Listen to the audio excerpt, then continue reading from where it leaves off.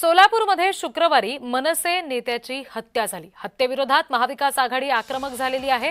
सोलापूरमध्ये मनसे नेत्याची हत्या झाल्याची घटना घडली आणि त्याच्या विरोधात आता महाविकास आघाडी आक्रमक झालेली आहे। केवळ बिनविरोध निवडणूक होण्यासाठी हे सगळे प्रकार चालू आहेत आणि सत्तेचा माज आणि सत्तेची एवढी लालच या लोकांना आली आहे की आज कोणत्याही प्रकारची जी महाराष्ट्र आणि सोलापुराची जी संस्कृती आहे त्याला काळीमा फासण्याचं काम हे भाजपने केलं आहे। हे आम्ही अजिबात खपवून घेणार नाही। महाविकास आघाडीने आज हे पत्र निवेदन पोलिसांना दिलं आहे, कमिशनर पोलीस, आणि कारवाई झाली पाहिजे। ह्याला कोणत्याही प्रकारचं कौटुंबिक वाद न लेबल करता हे राजकीय हेतू पुरस्सरच झाला आहे आणि आज सीपीने रेकॉर्डवर आणलंय की 100% पॉलिटिकली मोटिवेटेड आहे।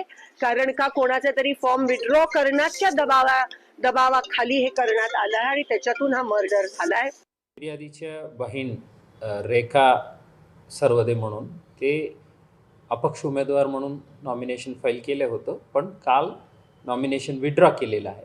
त्यानंतर त्यांच्या फिर्यादनुसार हे शालन शिंदे आणि त्यांच्या कार्यकर्ते परिवारचे लोक काही जण यांच्या मोहल्ल्यात येऊन काय ओरडाओरडी केलं आणि त्यांना टॉन्ट केलं अशा त्यांनी फिर्यादला दिलेलं आहे। त्यावर जाब विचारण्यासाठी मृतक आणि त्यांचे सहकारी त्यांच्या कार्यालयाकडे गेलं आणि तिथं वाद सुरू झाला आणि नंतर शंकर शिंदे यांच्या घरासमोर जे भांडण झालं त्यात हे चाकूने स्टॅबिंग झालेले आहेत आणि हे घटनाक्रम आहे। डॉक्टर देशमुख म्हणजे आमदार विजय कुमार देशमुखच्या चिरंजीवाचं नाव त्यांचे नातेवाईक उघडपणे घेत आहेत आणि जी फिर्याद तुम्ही घेतली 15 लोकांची त्याच्यामध्ये नावाचा समावेश नाही आहे।